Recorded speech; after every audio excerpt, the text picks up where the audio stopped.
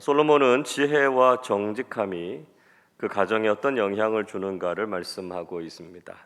1절을 다시 보시죠. 지혜로운 여인은 자기 집을 세우되 미련한 여인은 자기 손으로 그것을 허느니라 말씀하고 있습니다. 지혜로운 여인은 자신의 집을 세운다 말씀하고 있습니다.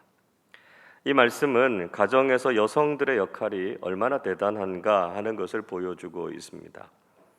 아내와 어머니가 한 가정에 미치는 영향이 이렇게 크다라고 하는 것이죠.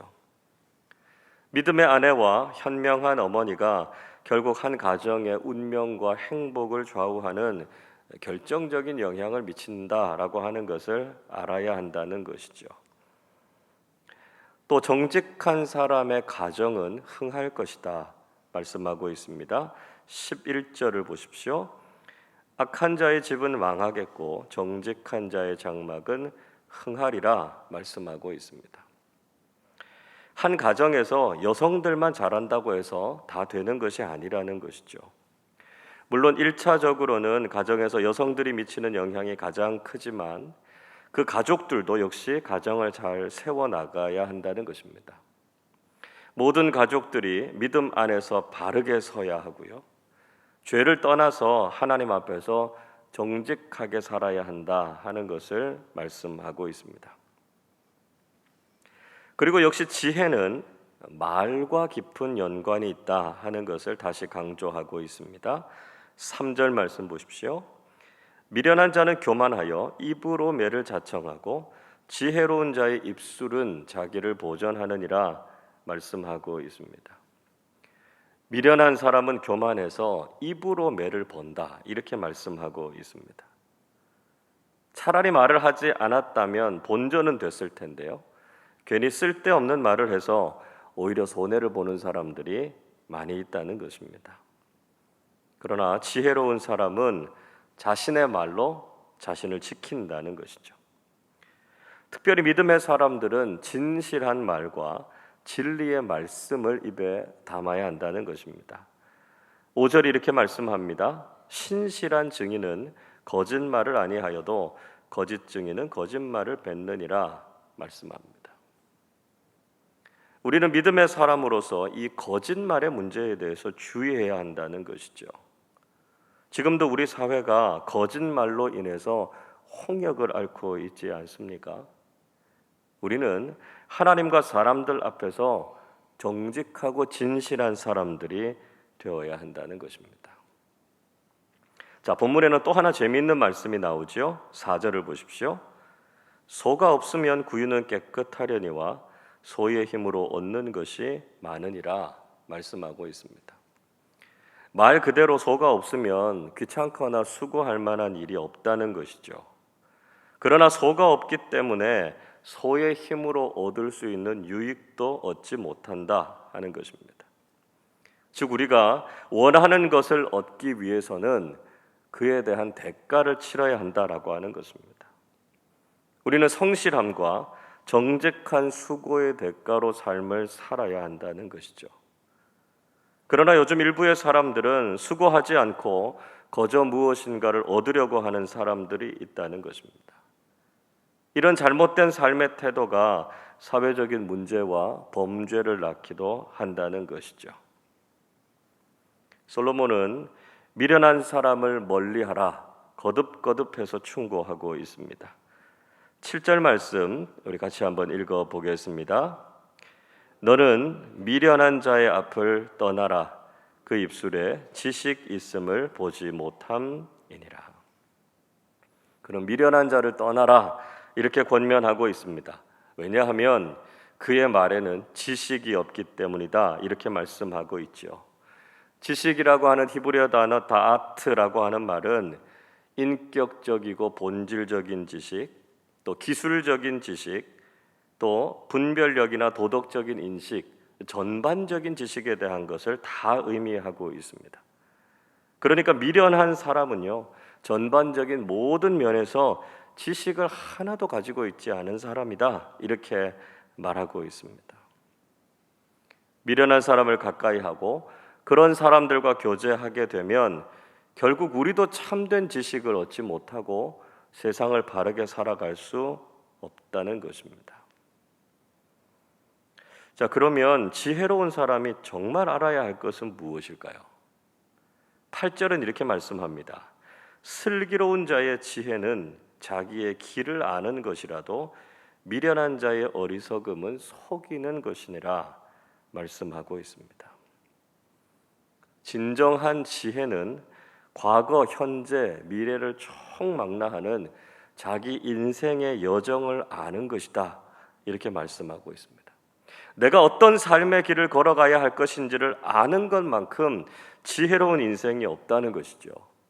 특별히 우리 자녀들이 앞으로 어떤 인생을 살아가야 할 것인지에 대해서 지혜를 얻고 그것을 이루기 위해서 바른 길을 걸어가고 또 자신의 걸어가야 할 길을 알 수 있도록 기도하는 것이 중요하다 말씀하고 있습니다. 지혜자는 어리석은 사람은 속인다 이렇게 말씀하죠. 바르고 정직한 길을 걷지 않고 늘 자신과 다른 사람들을 속여서 거짓된 인생을 살아가는 사람들이 바로 미련한 사람들이다 하는 것이죠. 또 이런 미련한 사람들이 가지는 가장 심각한 문제 중에 하나는 죄를 너무 가볍게 여긴다는 것입니다. 9절 말씀 보시죠. 미련한 자는 죄를 심상히 여겨도 정직한 자 중에는 은혜가 있느니라 말씀하고 있습니다. 심상히 여긴다. 히브리어로는 알리츠 이렇게 이야기하는데요. 원형인 루츠라고 하는 말이 경멸하다 그런 뜻입니다. 미련한 사람은 죄와 심판에 대해서 깊이 생각하지 않는다는 것이죠. 그걸 대수롭지 않게 여긴다는 것입니다. 그래서 너무 쉽게 죄를 저지르고 죄에서 떠나지 않는 삶을 살게 된다는 것이죠. 결국은 하나님께서 내리는 무섭고 엄한 심판을 벗어날 수 없다 하는 것입니다. 그러나 정직한 사람들은 하나님의 은혜가 있다 말씀하고 있습니다. 그들은 하나님을 두려워할 줄 아니까요. 죄에 대해서 단호하게 대하기 때문에 하나님께서 주시는 은혜를 누리게 된다는 것이죠. 지혜자는 우리 인생의 기쁨과 슬픔을 오직 하나님께만 아뢰라 말씀하고 있습니다. 10절은 이렇게 말씀합니다. 마음의 고통은 자기가 알고 마음의 즐거움은 타인이 참여하지 못하느니라 말씀하고 있습니다. 솔로몬은 마음의 고통은 자기만 안다 이렇게 말하고 있습니다. 물론 우리 주변에 있는 사람들이 우리가 느끼는 아픔과 고통을 알고 또 위로할 때가 있습니다. 그러나 사람들이 우리의 고통과 아픔을 다 이해하지는 못하죠. 내 인생의 기쁨도 다른 사람들과 나눌 수 있기는 하지만 여전히 한계가 있습니다. 우리 인생의 기쁨과 슬픔을 다 아시고 다 이해하시는 분은 오직 하나님 한 분밖에 없다는 것이죠. 그래서 즐거울 때나 슬플 때나 우리는 늘 하나님께 기도하고 우리의 마음을 하나님께 내놓는 사람들이 되어야 한다는 것입니다. 솔로몬은 하나님과 우리 인간은 관점이 다르다 하는 것을 말씀하고 있습니다. 12절 말씀 우리 함께 읽어보겠습니다. 어떤 길은 사람이 보기에 바르나 필경은 사망의 길이니라. 그러니까 인간적인 관점에서 보면 그 길이 옳은 것 같고 잘 될 것 같지만 결국 그 길은 망하는 길이 될 때가 있다는 것이죠. 때로는 하나님께서 말씀하시는 길과 삶이 실패할 것 같고 불가능할 것 같아도 우리가 그 길을 걸어야만 살 수 있고요. 그 길이 우리에게 성공적인 인생을 약속해 주기도 한다는 것이죠. 그래서 우리는 우리의 눈에 보기 좋은 대로 행동하면 안 된다는 것입니다. 아담과 하와가 선악과를 따먹었을 때 그것이 보암직도 하고 먹음직도 했다 이렇게 성경이 기록하고 있습니다. 그들의 관점에서 판단한 것이죠. 그러나 우리 안에는 죄성이 있기 때문에 우리의 눈에 보기에 좋은 것을 선택할 것이 아니라 하나님의 말씀을 기준으로 하나님의 말씀에 부합한 것을 선택해야만 우리가 바른 삶을 살아갈 수 있다는 것이죠. 우리가 인생에서 누리는 기쁨과 즐거움은 영원하지 않습니다. 13절 말씀 보십시오. 웃을 때에도 마음에 슬픔이 있고 즐거움의 끝에도 근심이 있느니라. 분명히 우리가 이 세상을 살아갈 때도 기쁨과 즐거움이 있습니다. 삶에서 누리는 기쁨과 즐거움이 결코 잘못된 것이 아니죠. 그러나 문제는 이 세상에서의 기쁨과 즐거움으로 우리가 진정한 만족을 얻을 수는 없다는 것입니다. 언젠가는 그 기쁨이 사라지게 되고요. 그 즐거움의 끝에는 슬픔과 근심이 있기도 합니다. 우리는 아무리 이 세상에서 완전한 기쁨, 완전한 만족을 누리려고 해도 이 세상 속에서는 또 이 세상의 것을 가지고는 그런 것들을 경험할 수 없다는 것이죠. 우리는 오직 하나님 나라에서만 영원하고 완전한 기쁨과 즐거움을 누릴 수 있다는 것입니다. 그래서 우리가 세상의 기쁨을 소망하며 살아가는 것이 아니라 천국의 기쁨을 바라면서 살아야 한다는 것이죠. 지혜자는 어리석은 자가 잘못된 믿음을 가지고 있다, 이렇게 지적하고 있습니다. 15절 보십시오. 어리석은 자는 온갖 말을 믿으나 슬기로운 자는 자기의 행동을 삼가느니라 말씀합니다. 어리석은 사람은 아무 말이나 쉽게 잘 믿는다는 것이죠. 이런 부류의 사람들은 무분별하게 아무 말이나 듣고요, 신중하게 생각하지 않습니다. 깊이 검토해 보지 않는다는 것이죠. 경솔하게 그 말을 따라가다가 낭패를 겪는다는 것입니다. 그러나 지혜로운 사람은 다르죠. 정말 그 말이 진리인지에 대해서 아주 신중하게 생각합니다. 그리고 확신을 가지고 행동하는 것을 볼 수 있습니다. 16절도 이렇게 말씀합니다. 지혜로운 자는 두려워하여 악을 떠나나 어리석은 자는 방자하여 스스로 믿느니라 말씀합니다. 지혜로운 사람은 하나님을 믿고 두려워해서 악에서 떠난 삶을 산다는 것이죠. 그러나 어리석은 사람들은 자기 스스로를 믿고 잘못된 길을 걸어가게 된다는 것입니다. 우리가 반드시 기억해야 할 것이 있습니다. 결코 나 자신은 믿을 수 있는 존재가 아니라는 것이죠. 우리 스스로의 힘으로는 의로운 삶을 살아갈 수 없다는 것입니다. 그래서 늘 우리가 죄인임을 고백하고 오직 하나님 한 분만 믿고 의지해야 한다는 것입니다. 어리석은 자는 어리석음을 자랑하지만 지혜로운 사람은 지식을 자랑하면서 산다 말씀하고 있습니다. 18절 이렇게 말씀합니다. 어리석은 자는 어리석음으로 기업을 삼아도 슬기로운 자는 지식으로 면류관을 삼느니라.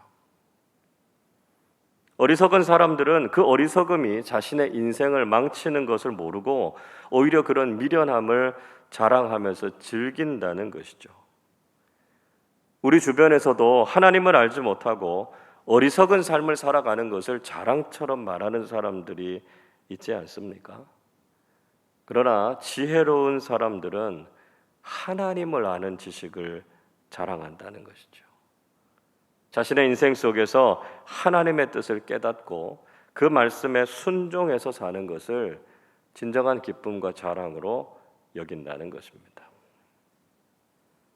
결국 악인의 삶은 무너지고요, 의인의 인생은 높임과 존귀함을 받게 된다 말씀하고 있습니다. 19절 말씀 우리 한 번 더 같이 읽어보겠습니다.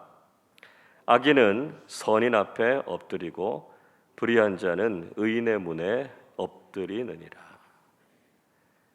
하나님께서 의인의 삶은 인정해 주시고요, 악인은 이런 의인 앞에 엎드러지고 넘어지게 될 것이다 말씀하고 있습니다.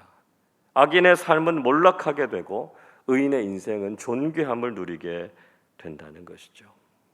우리는 하나님을 믿고 참된 지혜를 가진 의인의 삶을 살아야 한다는 것입니다. 오늘도 지혜로운 믿음의 삶, 하나님을 두려워하고 경외하는 의로운 삶을 살아서 하나님께서 존귀히 여기시고 하나님 앞에 칭찬받는 믿음의 삶을 살아가시기를 주님의 이름으로 축원합니다. 기도하겠습니다. 사랑과 은혜가 풍성하신 아버지 하나님, 오늘도 바른 믿음과 지혜를 허락해 주시고 하나님을 경외하는 믿음의 삶을 살게 해 주셔서 감사를 드립니다. 우리의 가정이 믿음 위에 바르게 서게 하셔서 복되고 아름다운 가정 되게 하여 주시옵소서. 우리가 어리석고 미련한 사람들을 멀리하게 하시고 하나님을 경외하는 정직한 사람들과 함께하게 하셔서 하나님께서 주시는 기쁨과 즐거움을 누리며 살게 해 주옵소서. 우리 눈에 보기에 좋은 것을 선택하면서 살지 않게 하시고 하나님의 말씀에 합당한 삶 살게 하시고 하나님을 아는 지식을 자랑하며 살아가게 해 주시옵소서. 오늘도 하나님께서 인정하시고 복 주시는 믿음의 길을 걸어가는 우리 모두 되게 하여 주옵소서. 감사드리며 우리 주님 예수 그리스도의 이름으로 기도하옵나이다. 아멘.